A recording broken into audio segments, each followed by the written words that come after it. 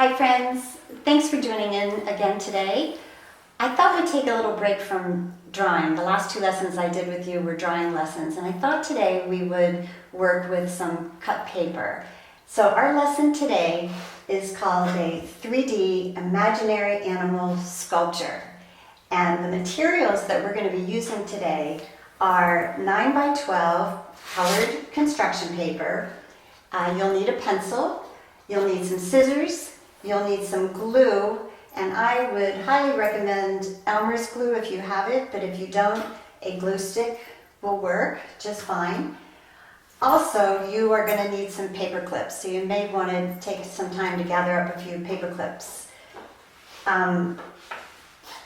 Before I begin, I just want to talk a little bit about what I mean by 3D. When artwork is 3D, it's a short word, a way of saying three-dimensional. And three-dimensional artwork is artwork that can be measured by its length, by its height, how tall it is, and then by how deep it is. For example, this little imaginary animal sculpture can be measured by its length, its height, how tall he is, and if I turn him sideways, how deep, his depth. So in comparison with two-dimensional artwork is just simply flat. So if this piece of paper had a drawing on it, it would be 2D or two-dimensional. Length and height and no depth. So I call this 2D flat, and I call this 3D not flat. It keeps it simple. So today we're going to be learning how to take one single piece of paper, and without cutting anything off of it, I'm going to show you how to fold it and cut it, and with some glue, turn it into one of these wonderful 3D imaginary animal sculptures. So let's get started. I'm going to give a little commercial here to some good quality construction paper. I just got an email within the last few days that Michael's is now doing curbside pickup. So if you don't have some good quality construction paper, or you don't have construction paper at all, Michael's is doing some curbside pickup. You could also, in a pinch, use copy paper. I made one little animal with copy paper, but it would be great for you to have some good quality construction paper. So beginning with this, this is a 9 by 12 piece of construction paper. I'm going to simply fold it, match up the corners, and fold it in half. And make sure that my corners are lined up. Press the fold, and the fold is now at the top. I'm going to hold the fold. And I use that so that you put it in your memory that you don't want to have the fold on the bottom, the fold needs to be on the top.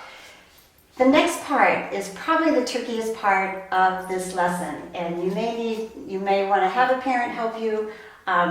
This lesson is actually part of the second grade curriculum. So I think if you're in second grade, you can probably do this without help, but if you're in first grade or almost in first grade, let's say latter part of kindergarten, you might want to get a little help with this part.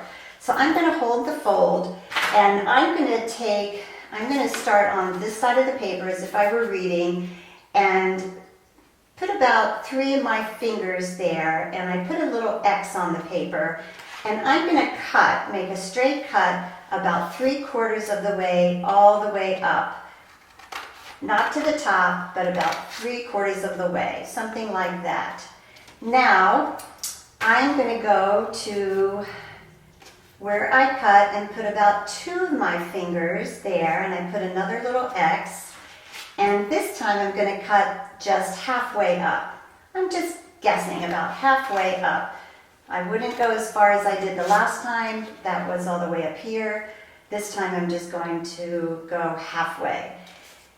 Now, I'm going to go all the way to the other edge of the paper and put 2 fingers there one more time. This is going to be my last cut, and I'm going to make it just as far as I did for this cut. And I'm going to cut, and you can put an X there if you want to.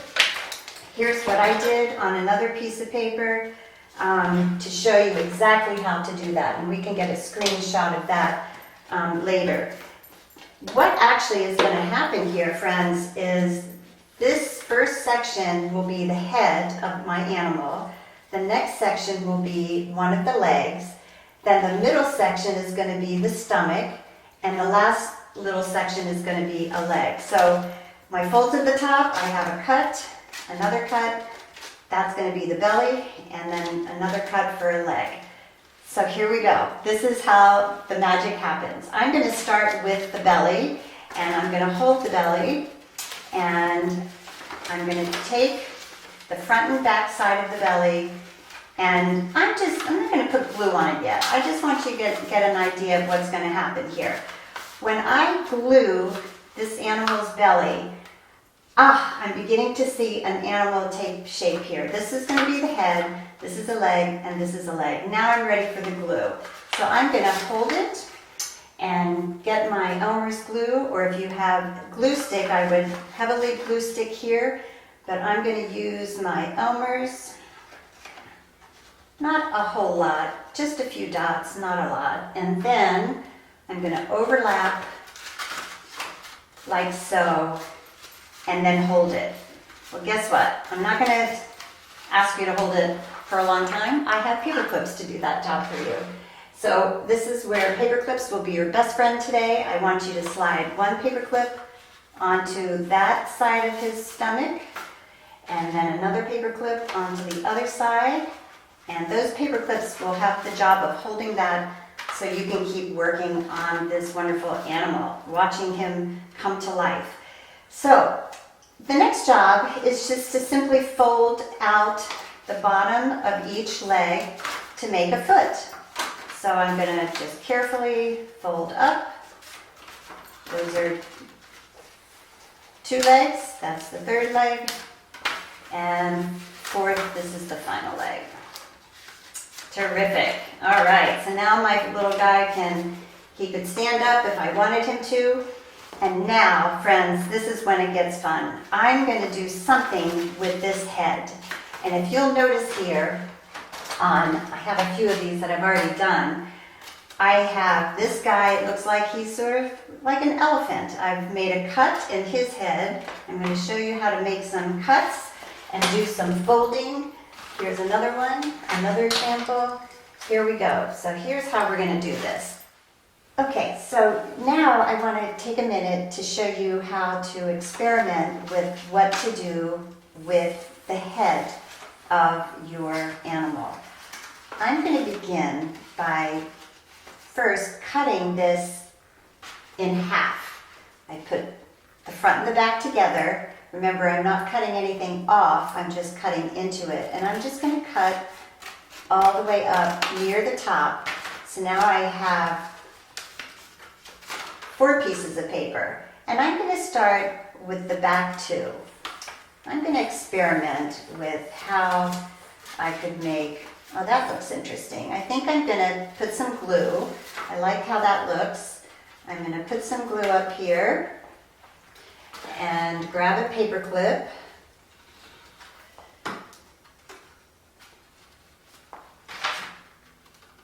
So that can dry. And my animal is beginning to take shape, his head, his interesting head. I think I'm going to make another cut, put these both back together, and I'm cutting 2 at the same time. And now this time I'm going to use one of these paper sculpture techniques.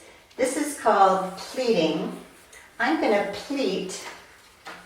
That means folding forwards, backwards, forwards, backwards, forwards, backwards, like I'm making a fan all the way up on the back strip, and then turn it and do the back strip on this side the same way. I'm going to pleat it going forward and back, forward and back, forward and back, all the way up.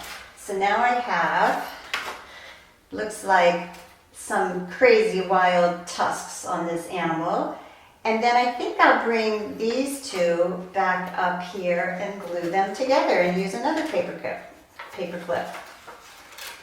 This is just, I'm just making this up as I go along. I want you to feel free to do the same thing. I'm going to put glue there, grab another paper clip, and as you can see, my animal again is taking quite an interesting turn there. These paper clips will come off later, as will the belly ones. And now I want to turn to his back side. Again, I want to add a tail. I'm going to cut into the paper, like so. And this time I'll do a little bit of pleating, folding, and now he has kind of a fun tail. Now, let's see. Really, it just gets more and more fun at this point because you may want to add some kind of a wing to, maybe yours is a flying animal like this pink one is here. And if you want to add a wing, you're going to go to your scrap box for decorating, and I have a piece of purple paper here. I'm going to fold it in half because I want to make a wing that is symmetrical, the same on both sides. And I'm just going to I'm going to hold the fold and cut a butterfly wing shape. You can draw it first, or you can just cut right into it like I'm doing. That's my butterfly wing shape. And then I pick up my animal, and I'm going to make a cut that goes slanted on an angle into his back, like so. And then I can slide my wing in.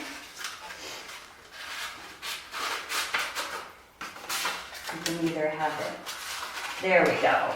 That's looking like a wing. I can decorate the wing, and like I did on this fella here, and this one needs eyes. I could add toenails if I wanted to. In fact, I have a tip that I wanted to give you about adding tiny little shapes. If you have a hole punch, friends, then you can create wonderful little dots like I did on this piece of paper by simply hole punching and then emptying out the bottom part of your hole punch, and then you can add dots to your decorations to your imaginary animal. So if I want to fill his back with dots, I would simply put some dots of glue. So I have 1, 2, 3, 4, 5, 6, and then I have this little trick here. I cut a sponge. Ask your mom or dad to cut you a little piece of sponge and moisten it. And if you have a little bit of moisture on your finger and you touch a dot, it sticks to your finger, and then you can put it right onto your animal. And it's much easier than trying to pick them up. So I can now decorate my animal with dots. If I want to cut stripes out, look what I did with this one here. Hope we can get a close-up of this animal.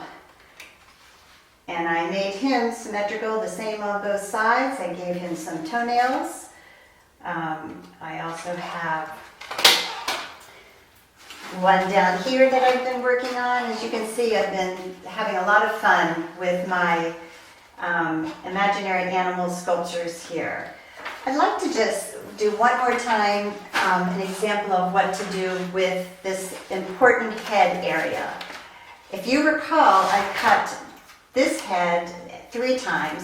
What if I just made one cut that goes up, and then what if I brought these 2 up and glued them?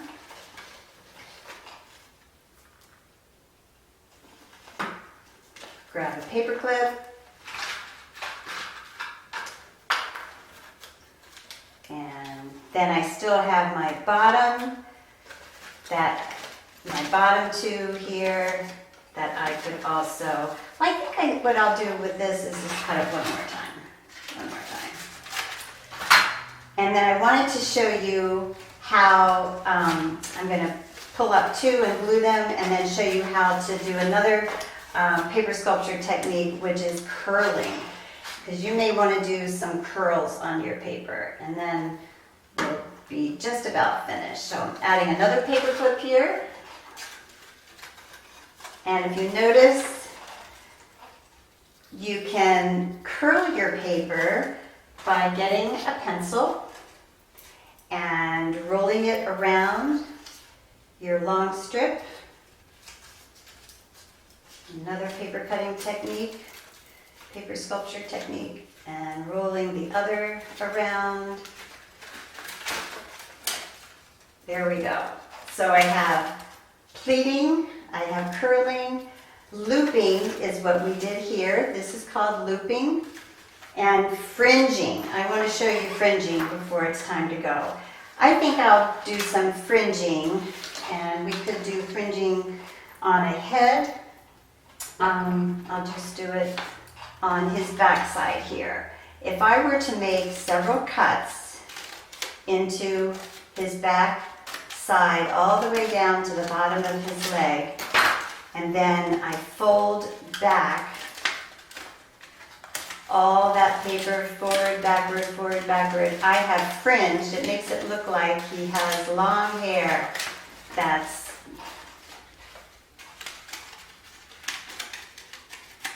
folded back and curled back there. So that's another technique.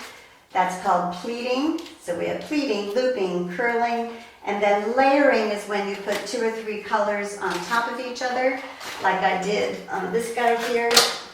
I have green paper with yellow on top, and his wings I decorated layering different colors of paper on top. So the sky is the limit. That means you can continue on and on and on with all of your animals, and you can glue him to a base if you want to. Here's another idea, if you would like to. And you can also make smaller ones very easily with the same technique. If you fold your paper, you're going to get so good at the cutting and folding, and you cut up for the head, halfway for a leg, there's the belly and the back leg. The same way you can make smaller ones. So here's an example of a smaller one. It's half the size of the original paper, and with the same cuts and gluing, you can create smaller versions of your imaginary animal sculpture. So I think this is the end of our lesson. I hope that you've enjoyed this and that it serves as a great creative outlet for you these days, and that you can have fun making your very own 3D imaginary animal sculpture. Thanks so much for tuning in. So long.